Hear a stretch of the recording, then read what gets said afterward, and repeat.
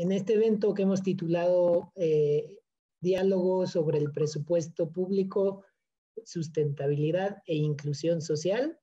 ¿Hacia dónde va el presupuesto de egresos de la Federación 2021? Esa es la pregunta que queremos intentar responder con la ayuda de nuestras panelistas invitadas. El objetivo principal de este evento, de este diálogo, pues es visibilizar la importancia del presupuesto público como una herramienta para avanzar la agenda de reactivación transformadora, justa y sostenible. Y que nos ayuden nuestras panelistas a identificar los retos políticos, técnicos y prácticos en el uso del presupuesto público, tanto a nivel federal, que es el que tiene la fecha más próxima, la fecha límite, en un par de días que tienen los diputados federales para aprobar este presupuesto de egresos federal, y eventualmente también a nivel subnacional las entidades federativas, es decir, los estados. Así que sin otro particular voy a pasar a presentar a nuestro elenco de lujo, nuestras panelistas. En primer lugar, tengo a Sandra Guzmán, que es coordinadora de la Agenda Internacional de GEFLAC. Además tenemos a Alejandra Huerta, directora general adjunta en la Unidad de Evaluación del Desempeño de la Secretaría de Hacienda y Crédito Público. Y también tenemos a María Isabel Ortiz Mantilla, secretaria de Medio Ambiente y Ordenamiento Territorial del Estado de Guanajuato. Así que bienvenidas, muchas gracias por estar con nosotros. Y pues vamos a empezar esta conversación con una primera ronda de preguntas y para cada una de ustedes, y después con una segunda ronda de preguntas. Y la primera pregunta se la quiero dirigir a Sandra Guzmán. ¿De qué forma los presupuestos públicos influyen en la agenda de reactivación transformadora, la inclusión social y la sostenibilidad?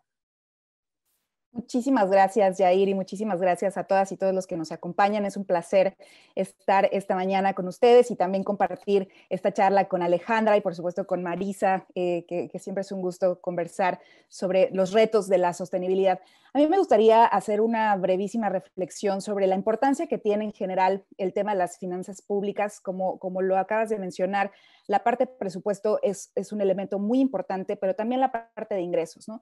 ¿Cómo estamos generando los recursos en México que permitan hacer inversiones públicas en programas específicos? El tema de ingresos en el caso de México es un tema que sigue muy rezagado. Somos un país que recauda muy pocos recursos desde la parte de impuestos, y si bien no se quiere incrementar impuestos, pues para no afectar a ciertas poblaciones, la realidad es que hay muchas maneras de poder establecer impuestos, como el impuesto al carbono, que aunque existe, no está ayudando realmente a generar una transformación a nivel de la economía y de la producción en el país. Y en ese sentido, un primer momento de esta reflexión tiene que ir también desde el punto de vista de dónde están viniendo estos ingresos. Y por supuesto la parte de egresos, que es la que nos toca hablar el día de hoy, que tiene que ver con cuánto recurso cuenta México para hacer frente a los diferentes problemas, a las diferentes crisis en las que nos encontramos, y por supuesto el caso del COVID es una de ellas. Lo que quiero enfatizar en este momento es que nos encontramos en un momento muy importante en el que hay que reconocer que el COVID ha destapado muchísimos problemas económicos, sociales y ambientales que tiene México. En este sentido, el paquete de presupuesto y de ingresos del 2021 debería reflejar no solo la atención del COVID de manera aislada, sino de manera integral. Quiero mostrarles una imagen en la que quiero ejemplificar lo importante que es para México no solo ver el problema del COVID de manera aislada, sino verlo como un problema que se asocia a una crisis económica, a una crisis social, pero también a una crisis ambiental. Este tipo de virus, este tipo de pandemias también están relacionadas con un trastorno en los ecosistemas que, por supuesto, se intensifican en un contexto como es el del cambio climático. ¿De qué manera la propuesta de presupuesto refleja esto? Pues lamentablemente el proyecto de presupuesto de egresos de la Federación no está reflejando la atención del cambio climático como una prioridad del Gobierno de México. ¿Qué es lo que nos está mostrando esta propuesta? Es que buena parte del recurso, por ejemplo, en el sector energético, que es uno de los principales emisores de gases de efecto invernadero, sigue estando, digamos, impulsando la producción y el consumo de combustibles fósiles causantes del fenómeno de cambio climático. Dentro de la Secretaría de Energía, 96% de las actividades que se están presupuestando están relacionadas con petróleo y gas. 95.4% del recurso se va a ir a la construcción de Dos Bocas, que como vieron también está ubicado en una zona de alta vulnerabilidad frente al tema de cambio climático. 0.8% del recurso de CENER está relacionado de alguna manera con el tema de cambio climático. Pero en general, más de 4,000 millones de pesos están planteados para explotación de gas y petróleo, incluido digamos, petróleo no convencional que se tendría que extraer a través de prácticas como el fracking. Esto quiere decir que mucho de este recurso se está yendo a actividades que están incrementando la extracción y el impacto negativo en el medio ambiente. Solo 0.3% de los proyectos de inversión de la Comisión Federal de Electricidad están relacionados con energía renovable.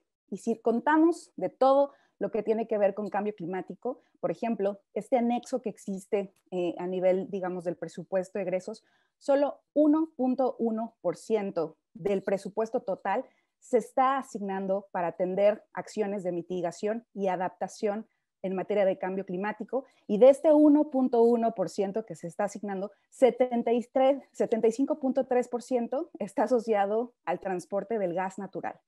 Esto que les planteo aquí es muestra de que la propuesta de presupuesto que tenemos hacia 2021 no está incorporando de manera integral el tema de la crisis que estamos viviendo, está incrementando inversiones en aquellos sectores que están incrementando esta crisis socioambiental de la que somos parte actualmente. Entonces, este es un llamado para repensar y para reimaginar y realmente plantear una manera sustentable de redefinir el presupuesto, porque es un hecho, y lo mencionabas al inicio, el presupuesto es una herramienta fundamental para poder implementar las acciones y la política pública que tenemos en el país. Sin presupuesto, aunque haya por participación de la cooperación internacional, si el presupuesto no está mandando una señal correcta, muy difícilmente vamos a cumplir con las metas, ya no solo de cambio climático, sino incluso poder hacer frente a una crisis como la que trae consigo la pandemia del COVID-19. Muchas gracias. Muchas gracias, Sandra. Pues interesante la perspectiva, los datos que nos muestras parecen contundentes.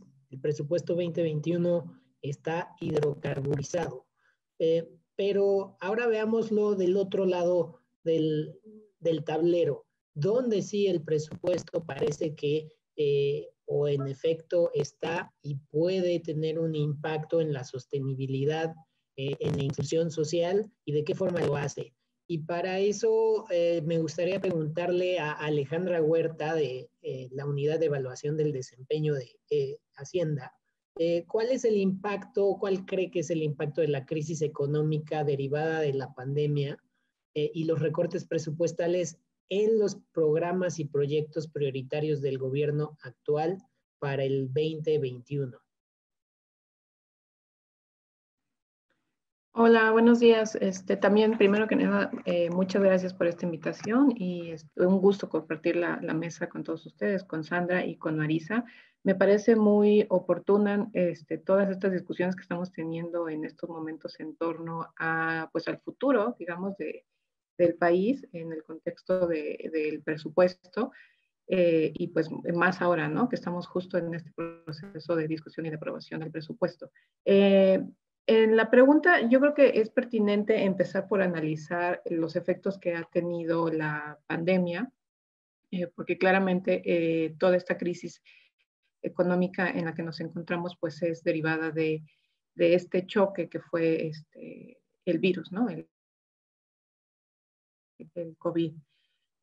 Y ciertamente quiero enfatizar un poco relacionado con lo que decía Sandra, lo que vino a hacer este evento fue a a evidenciar de una manera más urgente todos los problemas que ya traíamos arrastrando en el país.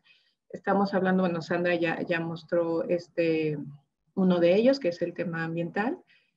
Tenemos problemas de tipo económico en cuanto a ingresos públicos.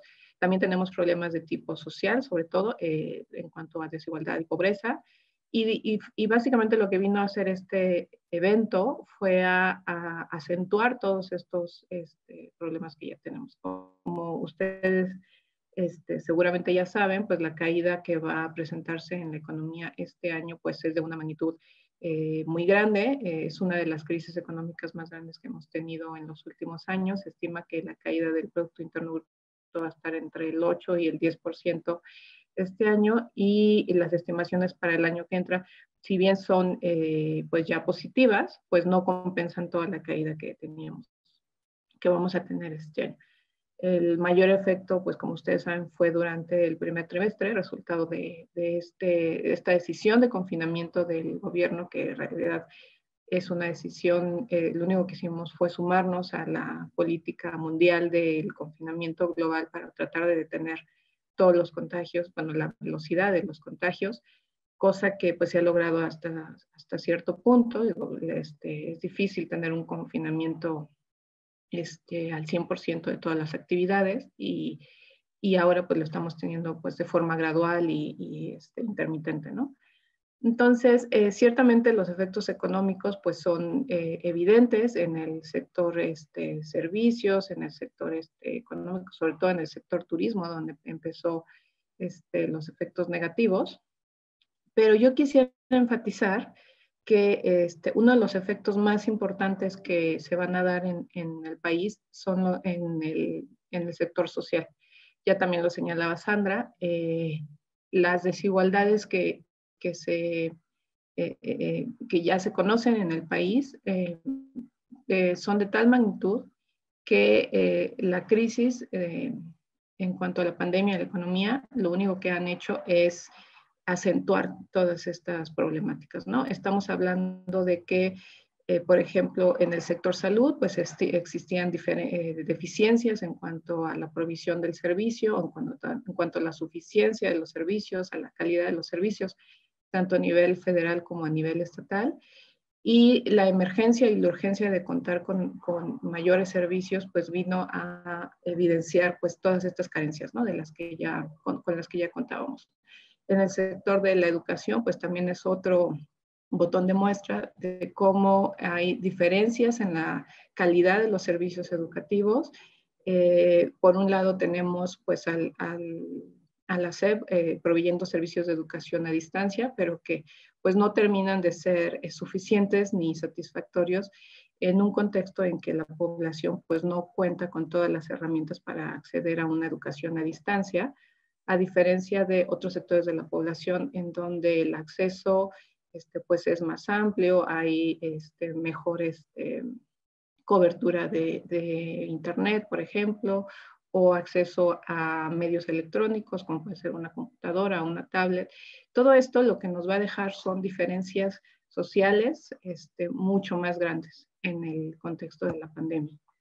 Y finalmente, pues tenemos la diferencia en el acceso a trabajos.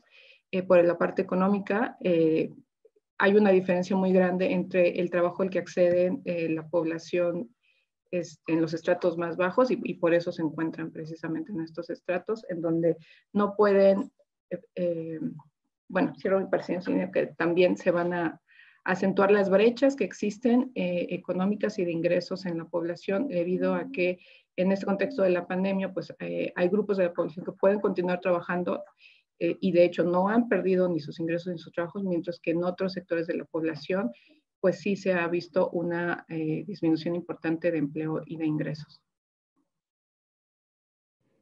Muchas gracias, Alejandra. Fue interesante escuchar las dos perspectivas de Sandra y de Alejandra, que nos empiezan a dibujar cómo está el mapa a nivel federal, pero también otra es la historia que se cuenta a nivel subnacional, y por eso es muy importante también conocer tu opinión. En este evento invitamos a Marisa Ortiz, del Estado de Guanajuato, secretaria de Medio Ambiente. Y pues en ese sentido, Marisa, te queríamos preguntar cuáles son los retos y las oportunidades que se han vivido en el marco de la reactivación económica a nivel subnacional y de qué manera el presupuesto federal condiciona la acción a nivel subnacional. Yair, bueno, pues me parece importante también, al igual que lo que mencionó tanto Alejandra como Sandra, recalcar que evidentemente la pandemia nos ha puesto sobre la mesa, bueno, pues los grandes retos que tenemos como humanidad. O sea, al final la pandemia nos ha hablado del desequilibrio que hemos generado en todo el planeta Tierra, y esto se ve reflejado en los gobiernos subnacionales. De igual forma, yo sí creo que, bueno, en general soy bastante optimista y creo que esto se abre un área de oportunidad para poder enfatizar de cómo ahora tenemos que transformar nuestro modelo de desarrollo. Si seguimos así, tendremos COVID que se están repitiendo permanentemente, tendremos enfermedades por zoonosis que reflejarán el desequilibrio de los propios ecosistemas. Entonces, es un momento propicio para hacer todos estos señalamientos, para que se lleven a cabo este tipo de foros, para que podamos, bueno, pues enfatizar la trascendencia que tienen nuestras acciones. Voy a compartir una presentación que quisiera, no sé si ya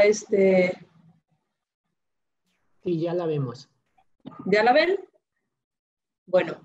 Me parece importante, bueno, pues plantear los retos ambientales que tenemos como estados. Al final, en cada uno de los rincones de México, presentamos una serie de retos ambientales importantes que queremos, bueno, pues que todos estemos conscientes de la dimensión que como autoridades gubernamentales, bueno, tenemos que asumir. Tenemos la responsabilidad de hacer realidad el derecho a un medio ambiente sano que el artículo 4 constitucional nos establece, y tenemos facultades muy claras tanto en la LGEPA como en la Ley de Cambio Climático, y bueno, pues tenemos que actuar en consecuencia. Aquí estoy poniendo algunos de los retos ambientales que tenemos a nivel de gobiernos nacionales. Evidentemente, el incremento de enfermedades por falta de saneamiento y disposición de desechos, rellenos sanitarios fuera de norma en los municipios, crecimiento urbano y densidad de ocupación, erosión y pérdida de suelo. Ahí es importante cómo el uso de suelo se da sin tomar en cuenta las condiciones o las propiedades físicas, la topografía del lugar y los recursos vegetales que sustenta.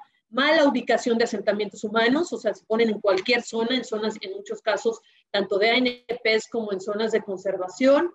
La parte del mal manejo de lo que son bancos de materiales pétreos, residuos industriales que se depositan en los sitios de disposición final municipales, en sitios no controlados, que genera también una desestabilización al respecto, una pérdida de cubierta vegetal por sobrepastoreo y actividades forestales no reguladas, deforestación de suelo con aptitud forestal, incendios forestales, quemas a cielo abierto, contaminación del aire, incremento, y bueno, pues ya tenemos también muestras de presencia de cambio climático. Y, por ejemplo, en el caso de Guanajuato tenemos ya un promedio de un incremento de 1 grado centígrado y fenómenos hidrometeorológicos cada vez más intensos. Y bueno, yo creo que bueno, esto se tiene que financiar de alguna manera y se tiene que atender. Me parece importante señalar que hasta 2015 existía un fondo, lo que era el ramo 16, que teníamos acceso los estados, eran 1,600 millones de pesos que podíamos accesar para atender temas de rellenos sanitarios, temas de alguno de estos retos que mencionamos, y desgraciadamente, pues esto desapareció. Ahora depende de los estados o de los municipios atender esos grandes retos, y sin financiamiento se vuelve algo mucho más complejo. Aquí también con esta gráfica quiero compartirles las diferencias que existen entre lo que es invertir en medidas de prevención, adaptación y reducción de riesgos y lo que es ya invertir cuando los fenómenos o las afectaciones ya se presentaron. Este es el caso del estado de Guanajuato en lo que se refiere al FONDEP, que bueno, desgraciadamente también ya desapareció, pero ustedes pueden ver lo que se gastó en daños en la barra amarilla. Lo que está en el cuadro son los apoyos que se recibieron por parte del Fonden, que son apoyos pequeños, y el gris se refiere a daños en el sector automotriz, porque en 2018 tuvimos una lluvia atípica cerca de la zona donde se estaba estableciendo la fábrica de Toyota, y por lo tanto la afectación fue enorme. Y bueno, ahí vemos la gran diferencia. La apuesta sería en verdaderamente invertir en temas preventivos, verdaderamente pensar en cómo cómo tenemos que adaptarnos al cambio climático y ser mucho más estratégicos. Y bueno, pues para cerrar mi intervención en esta parte, sí quiero compartir la comparación que existe en este momento en la asignación de recursos, comparando un poco los federales contra los estatales. En lo que se refiere, ustedes pueden ver los recursos federales en azul, o sea, es un poco lo que decíamos, cómo no se está financiando la atención de estos grandes retos desde 2016 a la fecha, por eso aparece en 0. Y en lo que se refiere al recurso estatal, es la línea amarilla que va en incremento. Y bueno, pues la línea roja que ustedes ven es la creación de la Secretaría de Medio Ambiente y Ordenamiento Territorial, que cuando entra esta administración estatal, se crea como una propuesta del gobernador del estado, Diego Sinue Rodríguez Vallejo, esta nueva secretaría. Y bueno, pues se queda claro que también inicia el que exista institucionalmente la atención al propio cambio climático a través de la Dirección General de Cambio Climático y Sustentabilidad Energética, y pues esto se ve reflejado, ahí están los montos, y está a través de esta gráfica. Y bueno, pues esto sería lo que yo contestaría en esta primera pregunta. Muchas gracias, Marisa, por ilustrar, ejemplificar puntualmente cuáles son los rubros donde se requiere atención, donde además vemos, y por lo que nos comentas, que se requiere además financiamiento de manera importante, y es importante conocer la historia desde el nivel subnacional. Vamos ahora a continuar por esta línea discursiva, por esta línea narrativa, qué pasa a nivel subnacional. Y en este sentido me gustaría preguntarle a Alejandra Huerta, de la Unidad de Evaluación del Desempeño de la Secretaría de Hacienda, ¿qué papel juega el gasto federalizado en el impulso de proyectos sostenibles y de inclusión social a nivel subnacional? ¿Y cuáles son las reglas que obstaculizan o frenan la implementación de este tipo de proyectos a nivel subnacional? Alejandra, por favor. Sí, gracias. Bueno, en el tema subnacional, bueno, no tuve la oportunidad de cerrar mi participación, solo quiero decir que los grandes retos son los que marcan la pauta de las necesidades de priorizar recursos a futuro. Esto por el tema de la inclusión social, y esto tiene que ver no solo con el presupuesto federal, sino también con el presupuesto en las entidades federativas. Lo que quiero decir con eso es que las prioridades en materia de inclusión social que tienen que ver con educación, salud y trabajo de calidad deben de ser incorporadas dentro de los presupuestos federales y locales. Dicho esto, quiero comentar respecto del gasto federalizado que, bueno, como ustedes saben, este gasto tiene que ver con los recursos que le asigna la federación a las entidades federativas, derivado del marco de coordinación fiscal que existe desde hace muchos años y que tiene en la mayor parte de los casos un destino muy específico.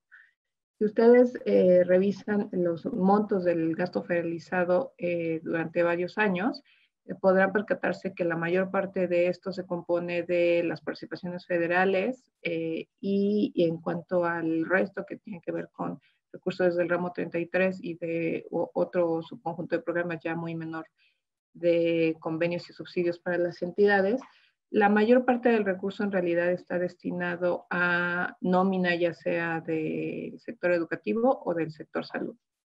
Y en el caso de las participaciones, pues a la nómina de los gobiernos nacionales.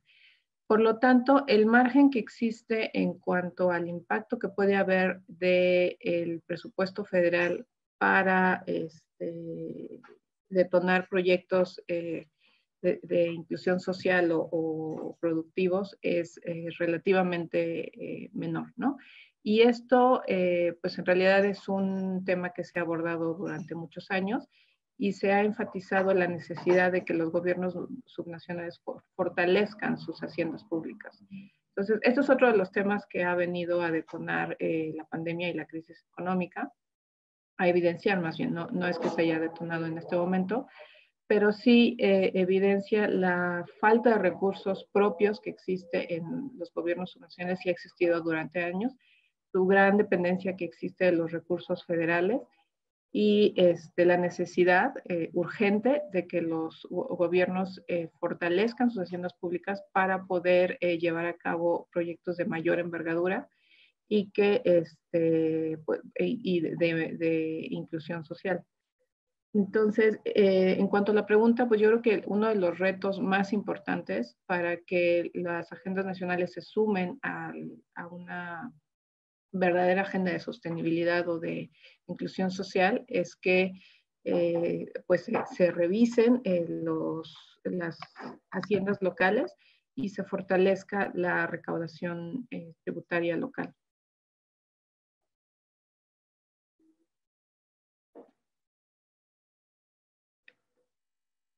Bueno, todavía tengo tiempo.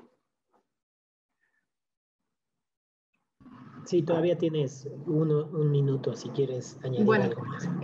Sí, en cuanto al el presupuesto público federal, le quisiera complementar diciendo que las necesidades que ahora evidenció la pandemia están de alguna manera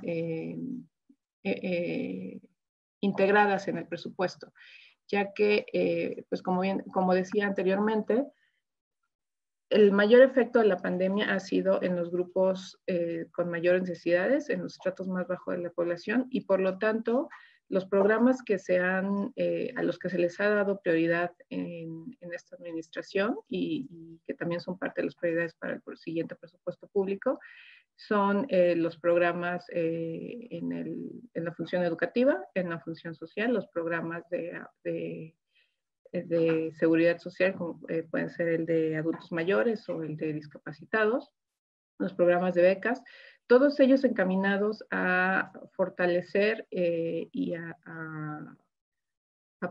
dotar de mayores recursos a los estratos más bajos de la población, y esto va en línea con las necesidades de disminuir las brechas, ¿no?, que existen en el país. Muchas gracias, Alejandra. Marisa Ortiz, del estado de Guanajuato, la siguiente pregunta es para ti. Quisiéramos saber, en tu opinión, de qué manera se puede acelerar la reactivación transformadora y sostenible a nivel local y qué se puede hacer de cara a la aprobación del proyecto de presupuesto de egresos, que ya sería presupuesto de egresos, para favorecer la acción de los estados. Bueno, sí creo que como estados tenemos que ir buscando alternativas. No podemos seguir dependiendo de la federación y más como un poco se han estado planteando las cosas, porque las prioridades son otras. Para los estados y para el estado de Guanajuato, la prioridad es una agenda climática que permita verdaderamente apostarle a una acción climática que permita tener una política ambiental, que esto se ve reflejado en la atención de la propia sociedad, porque los más vulnerables son los más afectados también con un tema de cambio climático. Entonces es una visión y una estrategia a largo plazo. Quisiera compartirles algunas de las acciones que hacemos en Guanajuato, que nos ha funcionado bueno, bastante bien para poder dar una solución. Tenemos un fondo que surge de los recursos de la propia, le pediría yo a la gente que me autoricen poder compartir la presentación, si me hicieran favor. Gracias. ¿Ahí pueden ver mi presentación? Sí, ya se ve. Bueno, Aquí tenemos un fondo que se llama el Fondo para el Mejoramiento y Descentralización Ambiental del Estado de Guanajuato. Es un fondo que se nutre de los recursos de la verificación vehicular. Es decir, hacemos el círculo completo. Lo que entra por temas ambientales se ocupa en proyectos de medio ambiente y de agua. Y esto lo pueden solicitar cualquiera de los 46 municipios, presenta su proyecto de qué se quiere hacer, y también, bueno, la propia Secretaría o la Procuraduría Ambiental de Ordenamiento Territorial tenemos este fondo para nutrir nuestros proyectos. Sí me parece importante compartirles, esto es lo que del 2010 que surge este fondo al 2020, se han invertido 361.375.348.83 pesos en proyectos ambientales, como decíamos, prácticamente en todos los municipios del estado. Aquí quiero aclarar por qué aparece tan poquito en 2019 y en 2020. 2019 fue todo el proceso de reestructuración del fideicomiso, para darle una estructura totalmente diferente con la creación de la Secretaría, y en 2020 solamente está ahí en la presentación lo que se ha pagado hasta el momento, pero tenemos autorizados 19 proyectos, que es un monto de 20.517.772.74 pesos, y están solicitados 31.992.986.07 pesos. Entonces, bueno, estamos convencidos que tenemos que ayudar a nuestros municipios a atender y a dar calidad de vida a todos los habitantes del estado. Aquí les compartimos un poco los temas en los cuales se han invertido estos recursos, estos 361 millones. La gran mayoría, evidentemente, ha sido en la adquisición de certificados de hologramas de verificación vehicular, pero después han sido 69 millones en temas de recursos naturales, 66 millones en temas de mitigación y adaptación al cambio climático, 50 millones en gestión integral de residuos y 43 millones en temas de contaminación del aire, pero también nos parece fundamental la parte del desarrollo institucional, ahí han sido 30 millones, y bueno, la parte también de inspección y vigilancia. Han sido, en lo que se refiere a cantidad de proyectos, son 337 proyectos, y en su gran mayoría se han ido a temas de recursos naturales. Entonces, esa parte se ve reflejada. Aquí vemos también prácticamente el reflejo de cuántos proyectos, como decíamos, 119 son recursos naturales, 53 en temas de calidad del aire, 64 en gestión integral de residuos, 27 en mitigación y adaptación y 50 en temas de desarrollo institucional. Aquí nos parece fundamental que también señalar que, bueno, pues es necesario por parte de los estados crear este tipo de fondos, de estos fondos que generan este círculo virtuoso que nos permite demostrar en congruencia cómo estamos priorizando, bueno, pues la atención a los temas ambientales como tal. Pero también algo que nos parece fundamental es contar con políticas públicas que nos brinden certeza y que puedan, bueno, mostrar que a través de mecanismos o esquemas de evaluación se da resultados. Se da resultados. Esta es una diapositiva que muestra cómo la política pública en Guanajuato tiene una articulación y una parte central es la atención al tema de cambio climático. Aparece, tenemos una planeación a largo plazo, un plan estatal de desarrollo al 2040, que cada 5 años se actualiza, es decir, el siguiente será el 2045, que evidentemente incluye dentro de este plan estatal pues en los puntos que atienden el desarrollar los diferentes sectores de la sociedad, las capacidades para la mitigación y la adaptación al cambio climático. Pero también en esta administración estatal del 2018 al 2024 tenemos un programa de gobierno que incluye la reducción de la vulnerabilidad y la mitigación de los efectos del cambio climático, el desarrollo de acciones integrales a la adaptación al cambio climático y elaborar un programa estatal de adaptación al cambio climático. Tenemos programas sectoriales, programas institucionales y damos un seguimiento para brindar certeza y, bueno, pues a través de esto también buscar algunos otros esquemas de inversión. Muchas gracias. Muchas gracias, Marisa, por describirnos cómo funciona a nivel subnacional en el estado de Guanajuato esta política pública. Interesante conocer también que se está utilizando como herramienta el fondo, fideicomisos, y eso, pues analizando en el contexto federal y subnacional de lo que está pasando y pasará en otras entidades federativas, nos debe de llevar a la reflexión. Y en ese sentido quiero preguntarle a Sandra Guzmán, coordinadora internacional de GEFLAC, eh, ¿cuáles son las recomendaciones para fortalecer la propuesta de presupuesto de egresos de la Federación en 2021 en materia de sostenibilidad? Sandra.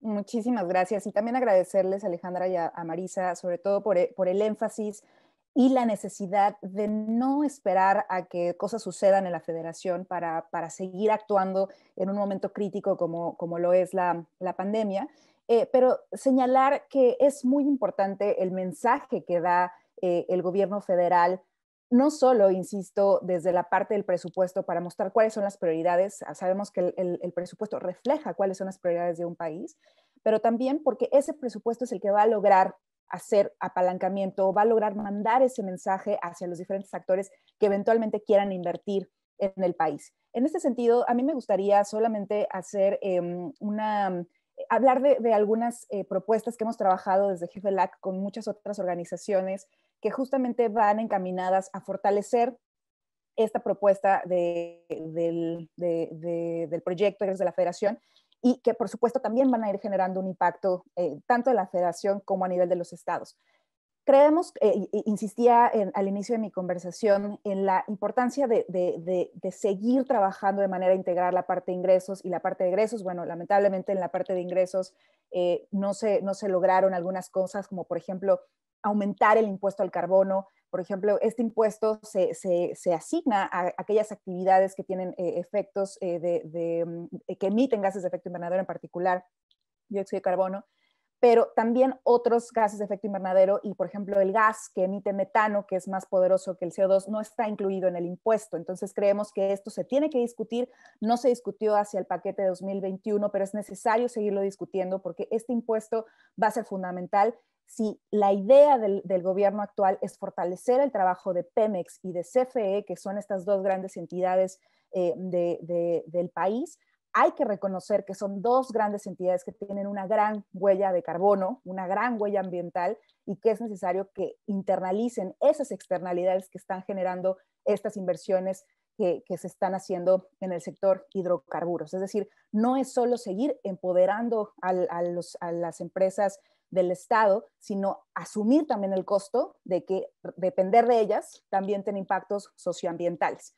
Y en este sentido, ya no solo estamos hablando de las emisiones de carbono, estamos hablando de las emisiones de dióxido de azufre, por ejemplo, también que tienen grandes impactos en la salud. Entonces también hay que taxar, también hay que establecer reglas más estrictas en ese sentido.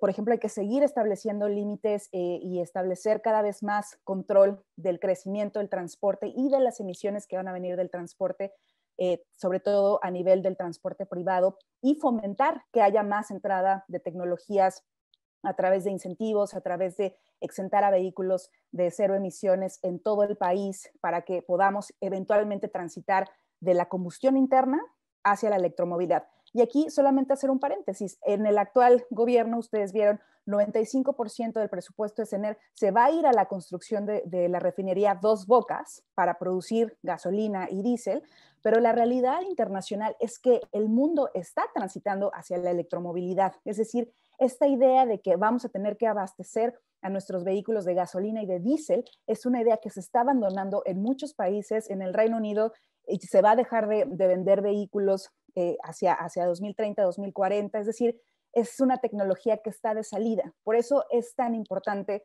pensar en cuáles son esos cambios que se tienen que hacer. Entonces hay que fomentar que haya mayor electromovilidad en los estados y por supuesto no solo vehículos ligeros, vehículos individuales, sino particularmente hay que fomentar a través de estos incentivos el transporte público. Eso es muy, muy importante.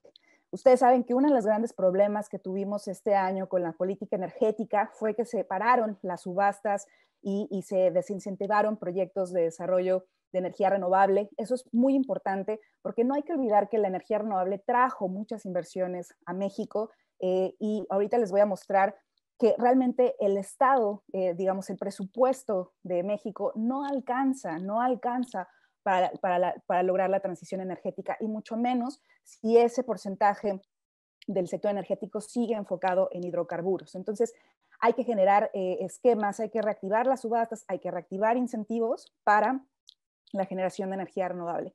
Y en este caso, lo que viene en la discusión en próximos días, pues bueno, habíamos insistido mucho en el fortalecimiento del Fondo para el Cambio Climático, que como ustedes saben, se eliminó. Si bien habla de que los recursos del fondo se mantienen, la realidad es que con el fideicomiso acabaron con la gobernanza de este instrumento, que valía, es importante decir, era muy importante porque este fideicomiso trabajaba mediante convocatorias que ayudaban a varios estados y a varios actores a recibir financiamiento que no reciben de otros medios tradicionales. Entonces, es muy importante que si se acaba el fideicomiso, no se acabe la existencia del fondo como tal. Si no lo quieren administrar vía NAFIN, está bien, pero que no se olviden de generar una estructura que permita capturar este financiamiento para seguir invirtiendo, como decía Marisa, lograr esta sinergia, seguir captando recursos, por ejemplo, del impuesto al carbono federal, del sistema de comercio de emisiones que se va a estar generando e instalando en México, para tener una bolsa que permite invertir en proyectos de sostenibilidad. Y esto, por supuesto, es un incentivo para que, si no lo quieren hacer a la federación, entonces los estados establezcan sus impuestos al carbono, establezcan sus impuestos locales y entonces fomenten esto que decía Marisa, los fondos locales en materia de sostenibilidad, que es fundamental. Y quiero enfatizar justamente el tema de la movilidad no motorizada. Es muy importante lo que estamos viendo en el caso de la pandemia, el uso de las ciclovías emergentes que se estuvo dando y que se sigue manteniendo, debe establecerse como una nueva vía para pensar diferente la movilidad. Por ejemplo, ¿por qué no lograr que fondos nacionales como el de infraestructura incentiven e inviertan en la movilidad no motorizada? Que estas ciclovías no se llamen emergentes, se busque que estas ciclovías sean establecidas permanentemente y que se apoye a ellas para que esto se vuelva un medio de movilidad en todas las ciudades, en todos los estados. Y es realmente, la pandemia nos trajo la gran oportunidad de pensar en una movilidad diferente. Por supuesto, el presidente ha señalado que el fracking no está entre sus prioridades. Sin embargo, se ha detectado que Pemex sigue invirtiendo muchísimos recursos para fracking. Entonces, también es un llamado a no mentir, pero sobre todo a hacer realmente un análisis profundo de que estas inversiones en fracking son tremendamente negativas para el ambiente y para la sociedad. Entonces, es un llamado a los diputados, es un llamado a la CNER y a otros actores a parar toda actividad que tenga que ver con fracking. Y por supuesto, sí insistimos en que haya una mayor inversión para la promoción de las energías renovables en México. Es fundamental que logremos la transición energética. Ya vimos, no es solo una cuestión económica, porque con la caída de las reservas del petróleo, nuestros ingresos van a ir a la baja. Tenemos que diversificar nuestros ingresos y para lograrlo hay que generar nuevas industrias. ¿Por qué no hacer una industria mexicana de las energías renovables que generen empleos, que logren acceder? Porque recordemos que hay muchas familias que viven desconectadas de la red, viven sin luz todavía, y las energías renovables pueden hacer realmente un cambio en la vida de muchísimas poblaciones. Entonces, solo les quiero mostrar esto porque ya hablábamos de que se ha hablado de fortalecer al sector petrolero y a la CFE, pero la realidad es que históricamente han tenido muy pocas inversiones en temas como la transición energética. Esto que les muestro son los costos de los proyectos que tienen que ver con generación eléctrica, y lo que ustedes ven como una rayita verde casi muy poco visible hacia el tope, quiere decir, son esas inversiones que tienen que ver con energía renovable frente al costo de todos los proyectos. En realidad, el recurso público que se ha invertido para la transición energética ha sido mínimo. En ese sentido, si realmente la propuesta del gobierno mexicano es fortalecer a la CFE y que ella sea la que invierte en energía renovable. Entonces, este es el momento para transformar completamente el presupuesto de la CFE para lograr que realmente se vuelva ese actor que logre la transición energética. De lo contrario, pues simple y sencillamente no es verdad este pronunciamiento, y si siguen bloqueando las inversiones, simple y sencillamente la transición energética no va a ser una realidad. Entonces, hasta aquí lo querría dejar sobre estas propuestas. Creo que hay mucho que hay que discutir, pero sobre todo hay muchas oportunidades que no podemos dejar pasar en este paquete y de cara pues a los futuros años frente a la pandemia del COVID. Muchas gracias. Muchas gracias, Sandra. Muy interesantes estas recomendaciones que nos compartes. Y vamos a pasar a tomar algunas de las preguntas del público. Yo aquí tengo dos que les voy a hacer, y me gustaría que cada una de ustedes pueda comentar algo relacionado con ellas. Una que me hacen es que si el gasto federalizado subió o bajó en el proyecto de presupuesto de egresos de la Federación, y en particular les interesa conocer la historia del Fortamun, del FAIS y del Fondo General de Participaciones. Y otra que es un poco más general, bastante más general, es ¿cuáles son las herramientas técnicas que existen para medir el avance en la agenda de desarrollo sostenible? ¿Cuál es la utilidad de los anexos transversales, de los checklists? En fin. Alejandra, ¿quisieras comentar alguna de estas preguntas? Sí, en efecto, bueno, como usted ha comentado ya mucho en los medios en en las últimas semanas, los recursos destinados a las entidades federativas a través del gasto federalizado disminuyó en varios de sus componentes. En el caso del ramo 28, el de participaciones, la disminución se debe a la disminución en la recaudación federal participable. Este es un efecto pues, totalmente normal, esperado de la crisis económica, de la disminución en la recaudación del ISR, y es un tema que afectó pues, no solamente las entidades federativas, sino todo el presupuesto federal. Entonces, en ese sentido, pues el efecto era esperado. El otro componente en el que disminuyó considerablemente es en los fondos que estaban considerados en el ramo 23.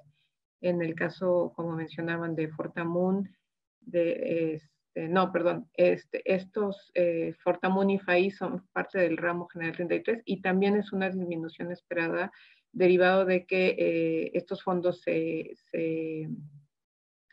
estiman de acuerdo a fórmulas establecidas en la Ley de Coordinación Fiscal. No es una decisión por parte del gobierno federal que haya disminuido esos recursos, sino que es el efecto simplemente de la disminución de las variables que componen las fórmulas, ¿no?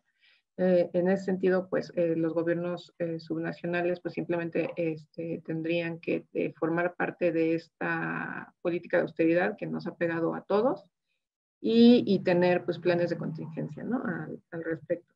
Y el otro componente es en el caso de los fondos del ramo 23. Por ahí había dos fondos que también tenían fideicomisos, que es el fondo metropolitano y el fondo regional, con el cual se financiaban pues, algunos de los proyectos precisamente de sustentabilidad, en particular el fondo metropolitano. No está considerado en el proyecto del presupuesto de egresos, sin embargo, pues también es una potestad de la Cámara de Diputados decidir pues, el destino de estos recursos. El mecanismo, pues claramente ya no va a ser el de un fideicomiso, pero pues puede decidirse por el mecanismo usual dentro de los programas presupuestarios, ¿no? Que es una asignación anual. Esto pues daría continuidad, digamos, a los proyectos de zonas metropolitanas de diversa índole, uno de ellos el objetivo de proyectos de sustentabilidad, y bueno, pues eso ahorita pues está un poco pues incierto, ¿no? El futuro que puedan tener. La segunda pregunta no me acuerdo. Muchas gracias, Alejandra. Yo creo que le voy a permitir a la segunda pregunta que la aborden Sandra y Marisa, si así lo consideran, o retomar algún aspecto de esta primera pregunta para poder cumplir con el tema del tiempo. Marisa, no sé si te gustaría comentar la primera pregunta o la segunda pregunta. Bueno, a mí me parece poner sobre la mesa algo. Nosotros como Estado somos la sexta economía a nivel nacional y es lo que aportamos como tal. Y cuando revisas, somos el Estado que menos recursos va a recibir per cápita. Entonces, no está haciendo una distribución justa o equitativa en base a eso y en base a las propias necesidades, sino pareciera que tuviera un sesgo político, y eso es lo que nos parece mucho más grave en un tema de crisis y de pandemia. Entonces creo que eso es importante señalarlo. Me parece que sí, el tema de los fondos metropolitanos, por primera vez se había puesto que se le diera prioridad a temas de sustentabilidad, o sea, eso sí, reconocerlo, que SEDATU lo había puesto como una prioridad en su coordinación con Semarnat, y a un año de generar estos criterios, lo desaparece. O sea, sí nos había servido en este año buscar esas alternativas para ir impulsando proyectos como, en lugar de infraestructura, de las grandes infraestructuras viales, infraestructura para ciclovías en la ciudad de León o para ese tipo de cosas, y bueno, pues simplemente se desaparece inmediatamente como si fuera algo que no pudiera tener el impacto que estaba dando a nivel país. O sea, los recursos federales se tienen que asignar justamente en estos proyectos estratégicos. Sería lo que yo señalaría al respecto. Y perdón, yo en unos minutitos me tengo que retirar porque tengo una firma de un convenio con GIZ a las 11. Entonces sí estoy un poquito justa de tiempo. Muchas gracias, Marisa, por acompañarnos. Que te vaya muy bien. Te despedimos de una vez. Y pasamos con Sandra. Entonces, ¿cuál pregunta es la que te provoca más una respuesta? Muchísimas gracias. Solo me aprovecho para despedirme de Marisa. Muchísimas gracias, Marisa, por estar aquí. A mí me gustaría abordar la segunda pregunta sobre qué mecanismos existen, por ejemplo, para monitorear, digamos, las inversiones dirigidas a temas de sostenibilidad. Y hablaban justamente de, bueno, cuál es el rol de estos anexos transversales que se han creado, que como ustedes saben, se han creado justamente como un mecanismo de transparencia para monitorear cómo las diferentes secretarías, en este caso, han integrado dentro de sus planes y dentro de sus presupuestos temas, por ejemplo, como la igualdad entre hombres y mujeres, el tema de infancia, y por supuesto hay un tema de pueblos indígenas y hay un anexo que tiene que ver justamente con temas de mitigación y adaptación al cambio climático. ¿Qué pasa con estos anexos? Por supuesto, son una herramienta muy importante porque entonces en ellos podemos identificar cuánto las secretarías invierten en estos temas. El problema que hemos observado a lo largo de los últimos años, desde que se instalaron estos anexos, es que no existe una metodología, digamos, estructurada que permita a las diferentes secretarías establecer con claridad cuáles de las acciones que tienen planeadas están asociadas a estos temas. Por ejemplo, el de cambio climático. Yo les decía hace un momento que el anexo de cambio climático reporta más o menos 1.1% del total del gasto para el 2021, es la propuesta. Y de ese 1.1, 70 y tantos por ciento son para producción de gas natural. Entonces uno se diría, pero ¿cómo es que metieron esto en el anexo de cambio climático si la producción de gas natural emite metano, que es un gas de efecto invernadero que produce el cambio climático? Ese es un ejemplo muy puntual de cómo las secretarías han utilizado estos anexos sin una metodología o sin una internalización de los problemas de manera estructural, que creo que limita la operación de estos anexos. Son muy buenos desde el punto de vista de transparencia, pero reflejan que las secretarías no están entendiendo o no están haciendo un esfuerzo interno para entender cómo es que sus programas, digamos, se relacionan con estos temas. Y más importante aún es que los programas sectoriales y todos y cada uno de los programas que están haciendo las secretarías, no se vale que solo al final de los programas reporten lo que ellos creen que es cambio climático. O sea, eso no es útil. Lo que tiene que suceder es que los programas sectoriales incluyan desde el primer momento temas de sostenibilidad, temas como cambio climático, temas de equidad de género y todos estos temas. Lamentablemente, muy pocos de los programas sectoriales que estamos analizando reflejan realmente este trabajo de internalizar desde el momento en que conciben el programa y no hasta el final que está el programa decir, bueno, ya tengo el programa, ahora déjame le meto la variable de género. Entonces nada más le pongo ahí género o déjame le meto cambio climático, ¿no? Esa es una manera en que se han hecho las cosas y no funciona para hacer, digamos, para atender los problemas de raíz. En ese sentido, algo que hemos estado trabajando en colaboración con la Oficina de la Presidencia de la Agenda 2030 es promover presupuestos sostenibles. Ya no es solo hablar del compromiso que tienen las secretarías con la Agenda 2030, sino que esto realmente se transfiera al diseño de los presupuestos y que cada año se evalúe con muchísima más minuciosidad qué tipo de programas están asociados a los objetivos de la Agenda 2030 y qué programas incluso pueden ir, digamos, en contra del cumplimiento de la agenda. Es un ejercicio que estamos haciendo con la Cámara de Diputados, particularmente la Comisión de Presupuesto, y que esperamos que ayude. Pero este es un llamado no solo a que los diputados hagan su trabajo de revisión del presupuesto, sino que las secretarías manden paquetes presupuestales que sean realmente sostenibles y que no solo lo manden para cumplir, digamos, con el requisito, sino que realmente lo integren en su planeación de manera integral. Entonces, los anexos son importantes, sí, son útiles, sí, pero no están logrando las transformaciones y por eso tiene que haber también un proceso de capacitación profunda para que así sea. Muchas gracias, Sandra. Y por ahí veo una oportunidad para las organizaciones de la sociedad civil para darle seguimiento y vigilancia al cumplimiento puntual de cómo se deben de llenar esos formatos, por ejemplo. Pues les agradezco mucho a Alejandra Huerta, Sandra Guzmán, Marisa Ortiz, que se acaba de retirar, por habernos acompañado en este evento, en este diálogo. Creo que nos llevamos muy buenas reflexiones de lo que se está haciendo desde la federación, desde el nivel subnacional y también en GEFLAC.